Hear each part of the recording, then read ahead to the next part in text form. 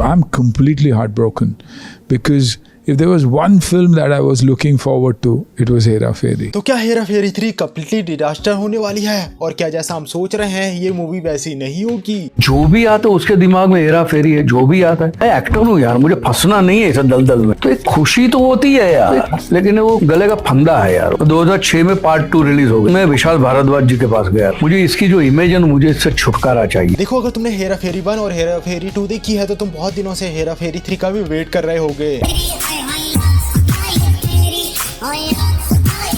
पर इस मूवी को लेकर जो सबसे बड़ा डर मुझे ये है कि कहीं ये एक मनी ग्रैब स्कीम ना हो। प्रेजेंट टाइम में हेरा फेरी 3 के साथ जो कुछ हो रहा है ये बिल्कुल भी ठीक नहीं है। बॉलीवुड के प्रेजेंट टाइम में हालात को देखकर ये बात समझ आती है कि कैसे बॉलीवुड के पास कोई ऐसा आइडिया नहीं है कि ये ऑडियंस को अपने थिएटर तक ला पाए। अभी अपने बिजनेस को बचाने के लिए और सर्वाइव करने के लिए अच्छी खासी मूवीज का सीक्वल पे सीक्वल बनाते जा रहे हैं। भूल भुलैया 3 और इष्ट 2 के बाद इन्हें समझ आ गया कि कैसे इनकी मूवीज कैसी भी हो, बस नॉस्टैल्जिया के नाम पे अगर ये अगला पार्ट बनाते हैं तो ऑडियंस देखने जरूर आएगी। अब डर इसी बात का है कि ये पैसे कमाने के लिए और ऑडियंस को थिएटर पे लाने के चक्कर में अच्छी खासी मूवीज के सीक्वल को बर्बाद न कर दें। हेरा फेरी 3 को लेकर ये अनाउंसमेंट निकल कर आती है परवेश रावल साहब की तरफ से कि कैसे उन्होंने शूटिंग के बीच में इस मूवी को छोड़ दिया। हालांकि इस इंसिडेंट पर लोगों के अपने अपने व्यूज है। कुछ का कहना है कि यह हो सकता है कि प्रमोशन करने की टैक्टिक्स हो और मैं चाहूंगा कि ऐसा ही हो और ये मूवी हमें देखने को मिले। लेकिन इस मूवी को लेकर जो मेरा सबसे बड़ा डर है कि कहीं ये मूवी इस हेरा फेरी फ्रेंचाइजी का लेगेसी डिस्ट्रॉय न कर दे। तो वो सारे क्या कारण है जिसके कारण हेरा फेरी 3 कंप्लीटली डिजास्टर हो सकती है, इस वीडियो में हम डिस्कस करते हैं। सबसे पहला सवाल, क्या हेरा फेरी 3 को बनना था?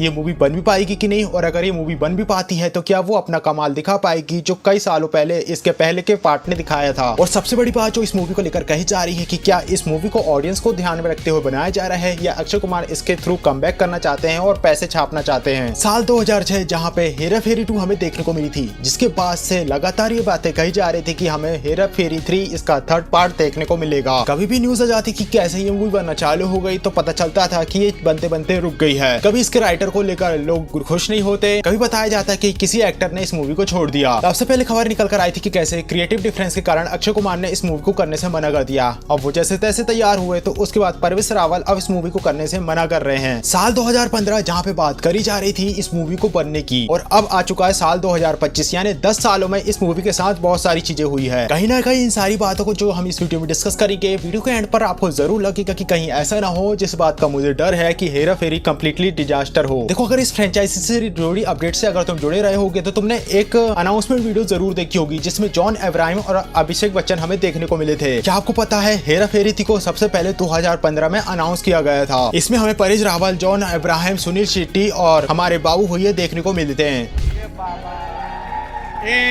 अनपढ़ 2 बार नहीं रहे, तीसरी बार।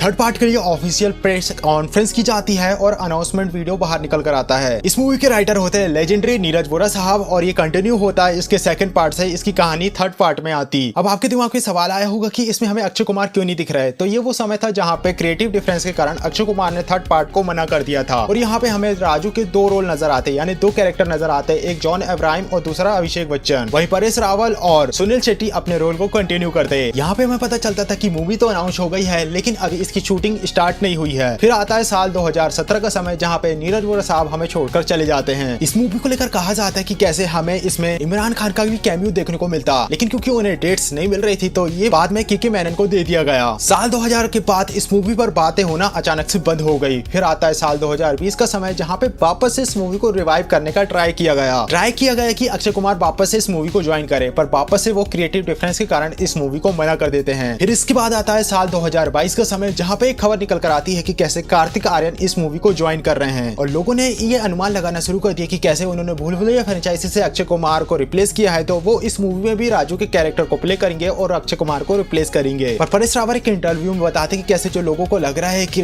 कार्तिक आर्यन राजू का कैरेक्टर प्ले करेंगे तो ऐसा नहीं है, बल्कि उन्हें एक न्यू कैरेक्टर मिलेगा। परेश रावल ने यह भी बताया कि इस मूवी की स्क्रिप्ट तैयार हो चुकी है लेकिन बाद में इसकी शूटिंग कंटिन्यू नहीं हो पाती। और भाई साहब, इसके बाद इतनी खतरनाक, इतनी भयानक खबर निकल कर आती है कि कैसे इस फ्रेंचाइजी के जो फैन थे उनकी रातों की नींद हराम हो जाती है। खबर निकल कर आती है कि फरहाद श्याम जी इस हेरा फेरी 3 की स्क्रिप्ट को लिख रहे हैं। नो डाउट इस न्यूज को निकलने के बाद लोग खुश नहीं होते और हेरा फेरी फ्रेंचाइजी के जो फैंस थे वो टूट पड़ते हैं। सोशल मीडिया में बवाल मच जाता है और कहा जाता है कि कैसे हेरा फेरी 3 को फरहाद लोलन श्याम जी से बचाया जाए। फिर इसी के साथ साल 2024 निकल जाता है, फिर आता है साल 2025 यानी ये वाला साल, जहाँ पे खबर निकल कर आती है कैसे अक्षय कुमार ने हेरा फेरी 3 के राइट्स को खरीद लिया है। अक्षय कुमार ने जो इसकी ओरिजिनल कास्ट थी जैसे कि उसके पुराने कैरेक्टर उन्हें भी मना लिया है और प्रियदर्शन को भी मना लिया है कि वो इस मूवी को डायरेक्ट करें। ये सारी खबरों को सुनने के बाद काफी ज्यादा संभावना थी कि इस मूवी को हमें देख लेंगे यानी ये मूवी बन जाएगी। पर क्या तुमने नोटिस किया है कि ये जो डिफरेंस हुआ यानी ये सारी खिचड़ी पकी इस बीच मूवी के साथ क्या हुआ? देखो अब इस फ्रेंचाइजी के राइट्स अक्षय कुमार के पास हैं और प्रेजेंट टाइम में अक्षय कुमार की जैसी कंडीशन है कि उन्हें फिलहाल कैसे भी करके कमबैक करना है। उनका कोई भी तरीका, हम बात करें मास मसाला, हम बात करें कॉमेडी या फिर हम बात करें नेशनल मूवीज बनाना, वो किसी भी तरीके से कमबैक नहीं कर पा रहे हैं। और यही सबसे बड़ा डर है कि कहीं अक्षय कुमार अपने कमबैक करने के चक्कर में, पैसे कमाने के चक्कर में इस फ्रेंचाइजी का कवाड़ा न कर दें। इस फ्रेंचाइजी जिसकी शुरुआत हुई थी साल 2000 में, ये वो समय था जब तो मैं पैदा भी नहीं हुआ था, और इसका सेकंड पार्ट आता है साल 2006 में, पूरे 5 साल बाद, और अब हो चुके हैं पूरे 20 साल, साल 2025 यानी 2 दशक का समय बीत चुका है। यहाँ पे लोग बदल गए हैं, उनकी जनरेशन बदल गई है, और जो ह्यूमर पहली मूवीज में था, लोगों को हंसाया करता था, अब वे ह्यूमर क्या अभी भी वर्क कर पाएगा, ये बहुत बड़ा डाउट है। इन 20 सालों में हमें बहुत सारे बदलाव देखने को मिले। हम बात करें अक्षय कुमार की तो अक्षय कुमार का अचानक से राइज हुआ था और अब प्रेजेंट टाइम में वो फॉल वाली सिचुएशन में है और उन्हें वापस से कमबैक करना है और वो काफी डेस्परेटली लगे हुए हैं। हम बात करें सुनील शेट्टी की तो अब वो भी साइड कैरेक्टर का रोल प्ले करने लगे हैं। परेश रावल जिनके प्रेजेंट टाइम में इंटरव्यू सुनकर लगता है कि कैसे वो बाबू राव के कैरेक्टर से बाहर निकलना चाहते हैं। और वही हम बात करें डायरेक्टर की जो है प्रियदर्शन, उनके बारे में कहा जाता है कि कैसे वह काफी बड़े डिप्रेशन से बाहर निकले हैं। और भाई साहब जो इस फ्रेंचाइजी और इस मूवी की कॉमेडी की बैकबोन थी, जो इसकी जान थी, नीरज वोरा साहब, अब वो हमारे बीच नहीं है। इसी के अलावा कई सारे साइड कैरेक्टर थे जैसे रजा खान साहब, ओमपुरी साहब, और हम बात करें शक्तिमान यानी कि मुकेश खन्ना जी की तो लगता नहीं है वो भी मूवी में कमबैक करेंगे। इतने सारे बदलाव के बाद हमें ये लगता है कि क्या सच में हेरा फेरी 3 वो कर पाएगी जो हेरा फेरी 1 और हेरा फेरी 2 ने किया था? क्या इसमें हमें जमीन आसमान का अंतर समझ नहीं आएगा? और सबसे बड़ा सवाल यह है कि दौर दौर में जो ह्यूमर होता है, कॉमेडी करने का तरीका होता है, या लोगों को जो कॉमेडी पसंद आती है उसमें काफी ज्यादा बदलाव हमें देखने को मिला। एक जनरेशन में कॉमेडी जो लोगों को हंसाया करती थी, दूसरी जनरेशन को वो बिल्कुल भी पसंद नहीं आती। हम इसे एक एग्जांपल के जरिए समझते हैं कि कैसे जो पिछला दशक था, पहले के दशक में किस तरीके की मूवीज हमें देखने को मिलती थी, जैसे कि बड़े मियां छोटे मियां, कुली नंबर 1, मैं खिलाड़ी तू अनाड़ी, गोलमाल, अंदाज अपना अपना, नो प्रॉब्लम, ये वो सारी मूवीज थी जिनकी कॉमेडी अलग ही तरीके की थी। वेलकम, हाउसफुल, भागम भाग, ये सारी मूवीज ने हमें बहुत ज्यादा हंसाया था। और भाई साहब धमाल मूवी को हम कैसे भूल सकते हैं? ये वो सारी मूवीज है जो आइकॉनिक है और इनके मीम्स, इनके पार्ट्स अभी भी मीम्स में काफी ज्यादा सर्कुलेट होते हैं। अब हम बात करें प्रेजेंट टाइप की तो अब कॉमेडी के नाम पे हमें कैसी मूवीज देखने को मिलती है? हमें देखने को मिलती है कूली नंबर 1, हमें देखने को मिलती है भूतनी, शहजादा, हाउसफुल और सर्कस को हम क्या, ये वो मूवीज है जिन्हें देखकर लगता है कि शायद बॉलीवुड को अब हंसाना नहीं आता। अच्छी कॉमेडी मूवीज क्या होती है इसका एक एग्जांपल हम मडगांव एक्सप्रेस को मान सकते हैं, लेकिन ऐसी मूवीज भी कमाई नहीं कर पाती। अब बॉलीवुड के ऐसे सिनारियो में ये बना रहे हैं हेरा फेरी 3। सो गाइस ये थी कुछ पॉइंट्स जिन्हें देखकर लग रहा था, मुझे डर लग रहा था कि कहीं हेरा फेरी 3 कंप्लीट डिजास्टर ना हो जाए। आपका क्या ओपिनियन है इस टॉपिक को लेकर और आपको क्या लगता है क्या हेरा फेरी 3 बनते हुए हमें नजर आएगी, और आएगी तो क्या ये